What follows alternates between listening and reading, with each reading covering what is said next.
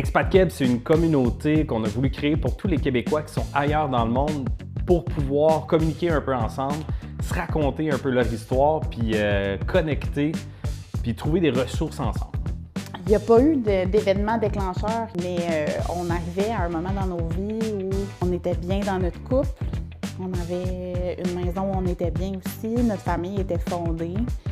Mi-trentaine, proche de la quarantaine, puis je pense qu'on a commencé à se dire que les prochaines 20 années allaient être un peu plates parce qu'il n'y avait pas de défi. Fait que c'était un rêve qu'on portait depuis longtemps, qu'à notre retraite, on déménage en Europe, puis on s'est dit, ben on le fait. Comment on prépare ça? Ben, vous faites pas comme moi, faites comme Erika, fait que trouvez des ressources. Si vous êtes comme moi, ben, vous assistez aux rencontres, puis si vous êtes comme Erika, ben, vous préparez les rencontres. Comment qu'on prépare ça? Il y a tellement d'étapes, mais je pense qu'il faut y aller comme un projet, comme n'importe quel projet, là, une étape à la fois. On se fait accompagner par des fiscalistes. Je pense qu'il n'y a pas de chemin à proprement parler. Je pense que c'est qu'on va changer d'environnement un peu, ça sera pas la même langue, les saisons vont être un peu différentes. Puis c'est ça. J'ai eu peur plus au début, là. C'est mon chum qui, à un moment donné, a dit « on le fait pour vrai ». Puis sur le coup, ça me tentait, fait que j'ai dit oui. Puis après ça, je pense que j'ai eu le vertige le lendemain, puis je voulais plus le faire. Puis ça a été des montagnes russes comme ça pendant quelques semaines. Puis là, ben, je me verrais plus pas le faire. Fait que j'ai peur, mais je pense que c'est une peur qui est stimulante puis énergisante.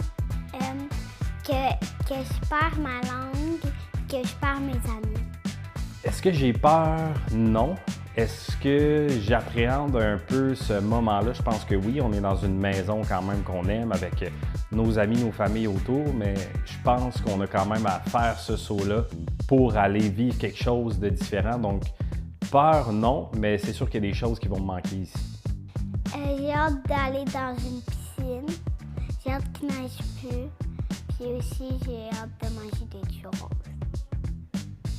J'ai hâte de découvrir le monde, d'être aussi proche d'autres cultures, parce qu'on sait qu'au Québec, au Canada, même aux États-Unis, c'est pas mal toute la même culture qui est proche. Donc j'ai hâte d'aller voir, visiter d'autres pays pour la culture, pour la nourriture. Je suis un gros fan de cuisine, donc j'ai hâte d'aller voir tout ça. J'ai quand même hâte de pouvoir apprendre la culture espagnole puis découvrir une nouvelle culture que le Québec.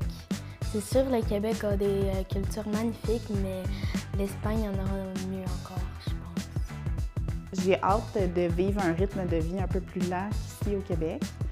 Je trouve que le train de vie tout va vite. J'ai hâte de ralentir. Je dirais que c'est ça. J'ai le plus hâte de ralentir.